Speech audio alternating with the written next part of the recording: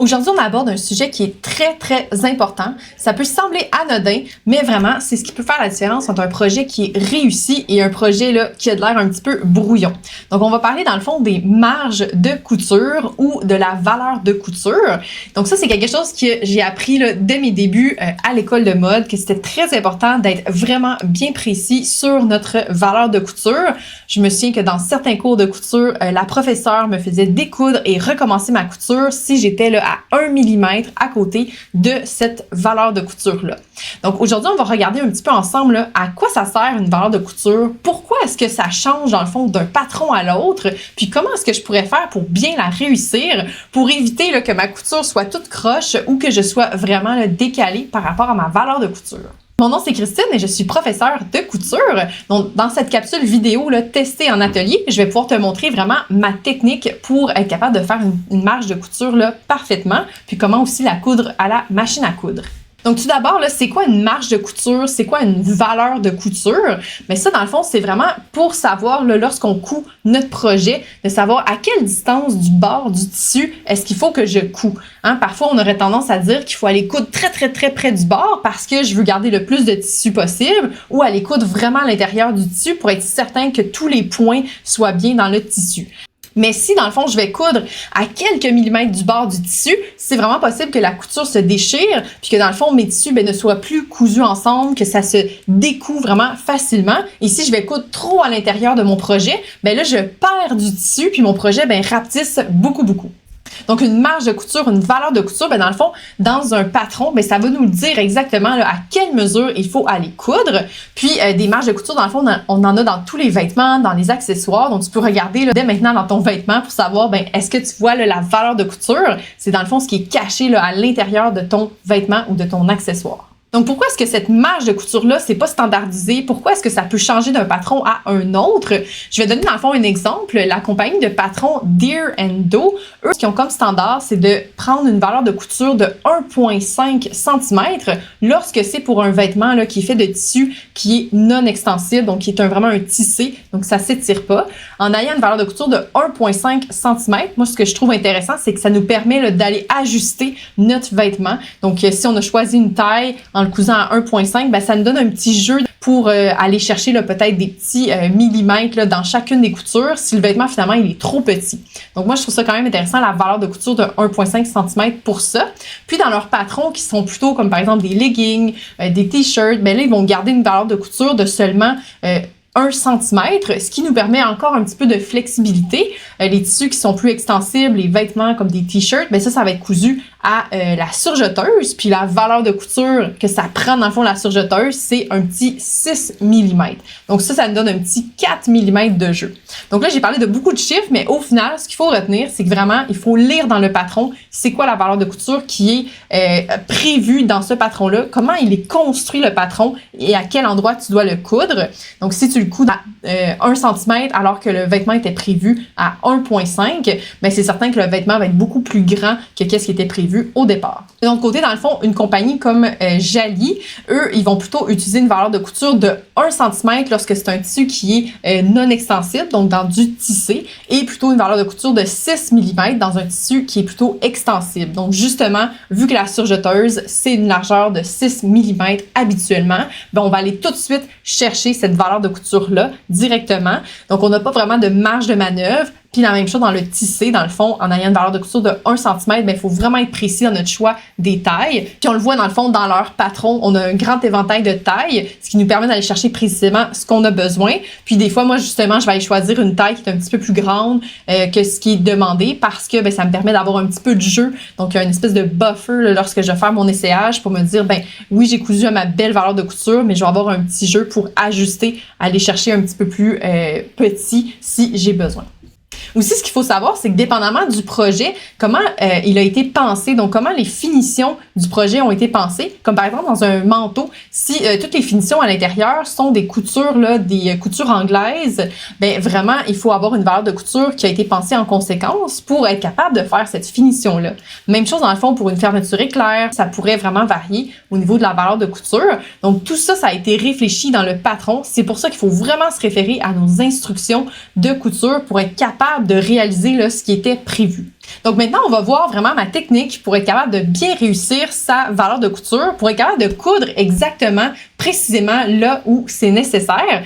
Justement, là, cette semaine, à mon école de couture, j'ai dû obliger une élève à découdre sa couture parce qu'elle n'avait pas respecté la valeur de couture. C'est quelque chose qu'on pratique, hein, qu'on va vraiment avoir avec l'expérience, mais à un premier coup d'œil, je pouvais savoir là, que sa valeur de couture était plutôt de 1,5 au lieu de 1. Donc, ça fonctionnait pas. Fallait vraiment qu'elle puisse qu'elle découpe parce que par la suite, dans le fond, avec ses autres pièces de patron, mais si on a toujours cousu un petit peu plus loin dans le tissu, mais ça fait que les autres pièces vont pas bien s'emboîter ensemble. Donc, un projet de couture, c'est vraiment un casse-tête. Donc, dès qu'on coupe pas à la bonne distance, ben ça peut affecter là, les autres étapes dans notre couture. Donc, c'est pour ça que dans le fond, malheureusement, des fois, oui, je fais découdre les élèves, mais ça vaut vraiment la peine d'être très précis sur nos valeurs de couture. Donc, maintenant qu'on a compris pourquoi c'est important, ben là, je vais vraiment faire un exemple concret avec toi pour te montrer là, comment je prépare ma valeur de couture et comment je la couds à une machine à coudre. Donc ici, j'ai préparé un petit échantillon pour te faire vraiment un exemple. Donc c'est sûr que dans mon école de couture, là, j'ai certains outils que tu n'as peut-être pas à la maison. Donc ici, ben dans le fond, prends une règle et ici, ça pourrait être tout simplement là, un crayon à mine. Mais ici, ben j'ai une craie qui sert vraiment à marquer les tissus. Et ici, ben j'ai une règle à patron. Donc, il y a vraiment, dans le fond, des valeurs de couture intégrées là, sur la règle. Donc, ici, ce que je vais te suggérer de faire, c'est que dans ton projet, dans le fond, tu étais rendu, par exemple, là, à coudre ces deux tissus-là ensemble. Mais là, ce que je vais faire, c'est qu'avant de me rendre à la machine à coudre, je vais vraiment venir ici sur mon plan de travail et je vais venir tracer, dans le fond, avec ma règle, ma valeur de couture. Ici, dans le fond, je disais que j'étais très chanceuse parce qu'avec ma règle à patron, ben, chacune des petites cases est de 1 cm. Puis là, dans mon exemple, on va utiliser une valeur de couture qui est justement de 1 cm. J'aime beaucoup faire mes projets là, avec des valeurs de couture de 1 cm parce que c'est facile à se souvenir. Puis, avec l'expérience, dans le fond, on peut même utiliser là, le bord du pied pour être capable d'aller chercher la mesure. Mais pour les débutants et même les adultes, n'y échappe pas. Mais je fais vraiment tracer la valeur de couture pour être certaine que lorsqu'on va coudre à la machine, on va être capable d'avoir un repère pour notre œil, d'être capable de suivre là, précisément cette valeur de couture-là. Puis, ça va m'aider dans le fond, par exemple, si pour la couture suivante, par exemple, c'était celle-là, comme ça. En ayant tracé mes valeurs de couture, ben là, je sais c'est quoi exactement la jonction avec l'autre couture. Donc, je sais que je pourrais m'arrêter ici et tourner sur mon aiguille pour continuer dans le haut. Donc, vraiment, c'est une bonne habitude à prendre de tracer nos valeurs de couture.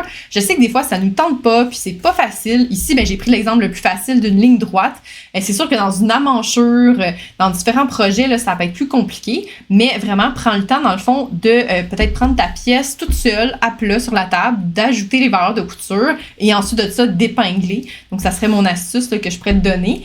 Sinon, ici, ben, j'avais bien repassé mon projet, mais je pourrais quand même là, venir ajouter mes épingles, comme ça, parce que oui, j'ai bien tracé ma ligne de couture, mais si mes tissus, lorsque je passe dans la machine, bougent beaucoup, ben je vais comme perdre ma valeur de couture là, pour mes tissus. Donc, il faut qu'ils soient bien à plat, comme ça, et donc là, je peux venir épingler un petit peu là, dans ma couture.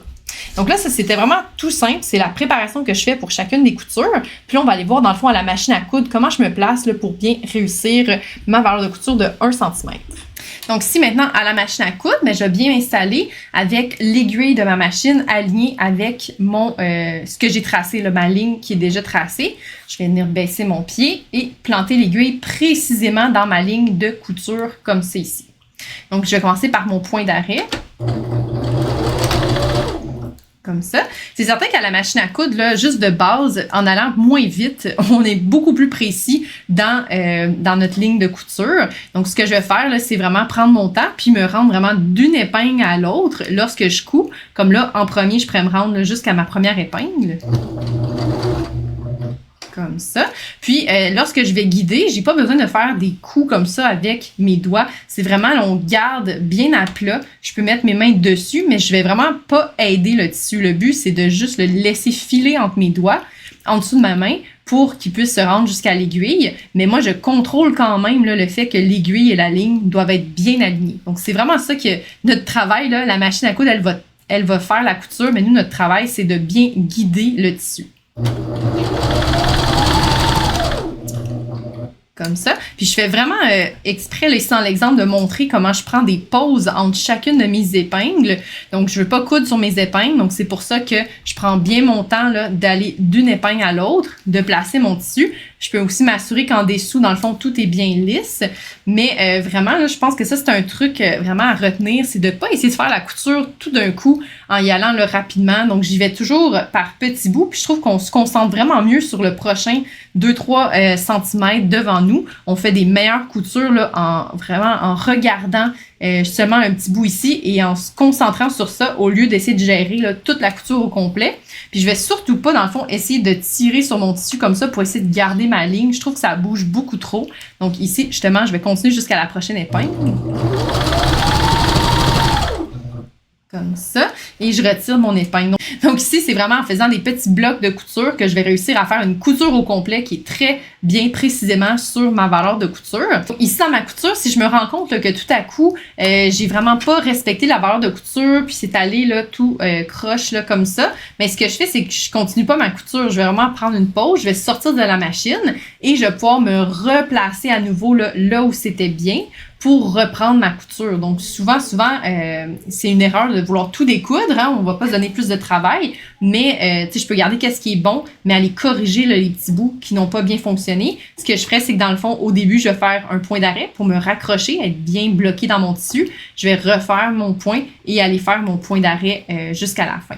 Donc, c'est vraiment ça un petit truc que je peux donner. Donc, faut pas se décourager là, si la couture, tout a bougé, le tissu, on était moins habitué. Mais ça se peut que la première fois qu'on le coud, là, ça nous pose plus de problèmes. Mais en se donnant une chance là, d'apprendre, puis en décousant les petites erreurs, là, ça devrait bien aller. Donc, j'ai continué jusqu'au bout. Puis, dans le fond, le dernier petit bout, je vais le faire là, avec le volant. Donc, tourner un point à la fois. Puis, là, je peux aller voir est-ce que j'ai bien réussi ma couture. Donc, là, on voit qu'ici, on a de l'expérience.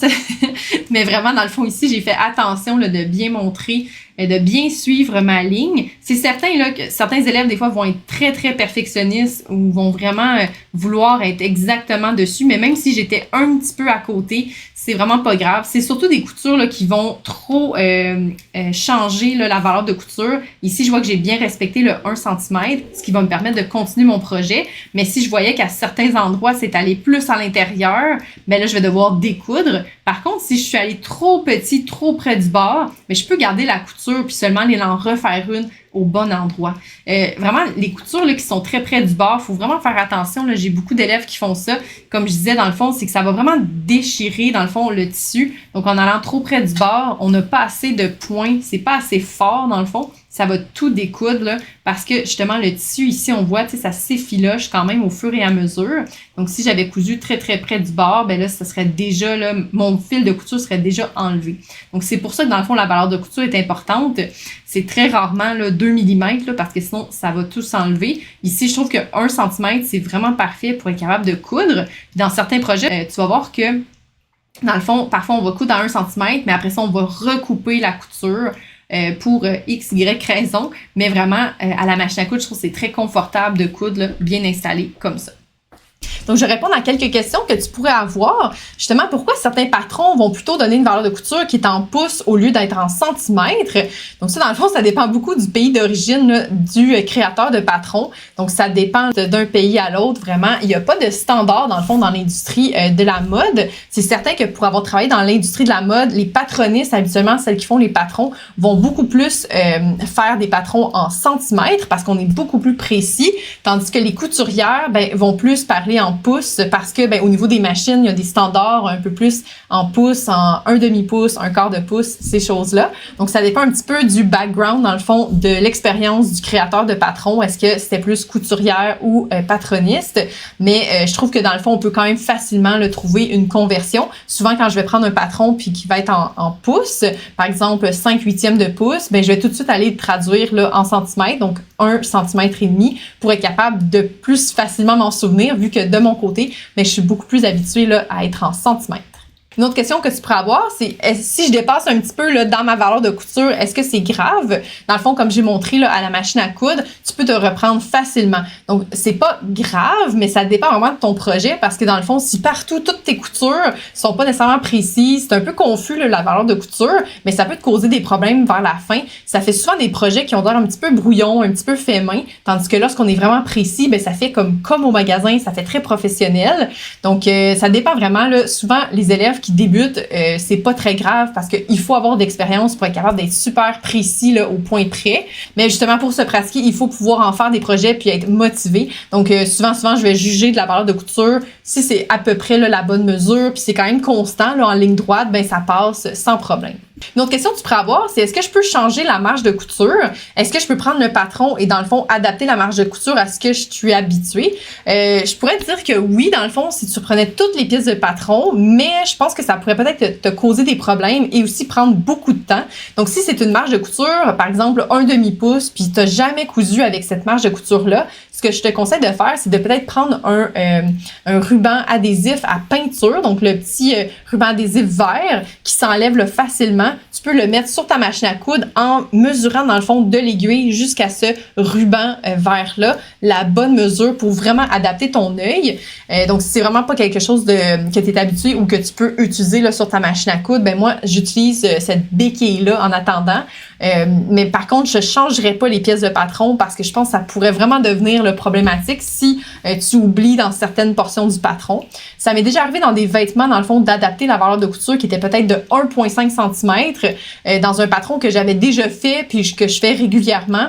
Vu que je le passais directement à la surjeteuse, ben là, j'ai vraiment retranché. Là, ça faisait trop de tissu sur les côtés du vêtement. Donc, j'ai déjà retranché partout, dans le fond, au niveau des valeurs de couture, un petit 4 mm pour garder seulement mon surjet de 6 mm.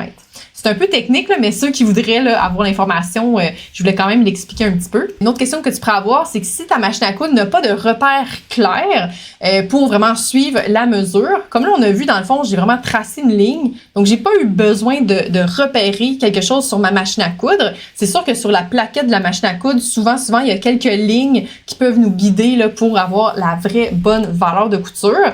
Mais moi je trouve que ces guides-là, souvent, on les oublie au milieu de la couture, ça change, notre œil est pas habitué. C'est pour ça que souvent pour les débutants, je vais appliquer là, le gros large tape vert, dans le fond le ruban à peinture vert, parce que lui on le voit bien puis on peut vraiment accoter le tissu au rebord de ce ruban-là.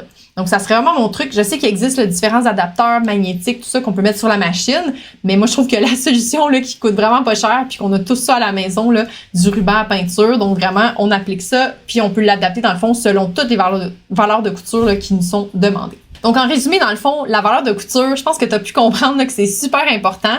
Je suis peut-être pas aussi stricte que mes professeurs de couture là, lorsque j'étais à l'école de mode. J'y vais pas au millimètre près lorsque je vais regarder le projet d'une élève. Mais vraiment, là, si on a une différence de 0,5 cm, ça peut vraiment changer le projet. C'est pour ça que j'essaie d'être quand même très précise.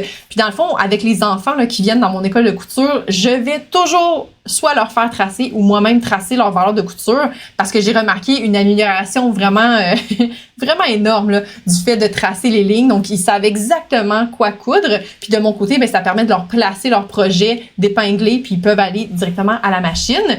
Puis, ben, je fais la même chose un petit peu avec les adultes, surtout ceux qui commencent, qui ont besoin d'un petit peu plus d'accompagnement. Je trouve que ça leur permet d'être sécurisés. Puis quand ils arrivent à la machine à coudre, ils ont comme toujours la même routine, ce qui permet de développer l'habitude et de prendre rapidement là, de l'expérience. Donc, si tu pars vraiment de zéro en couture, peut-être que tu te demandes si tu aurais besoin de suivre un cours de couture.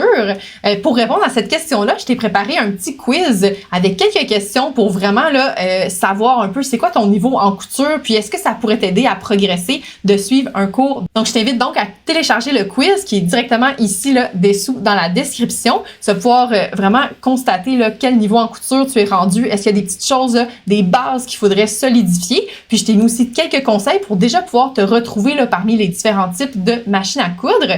Donc, en attendant la prochaine vidéo, je te souhaite bonne couture. Bye bye!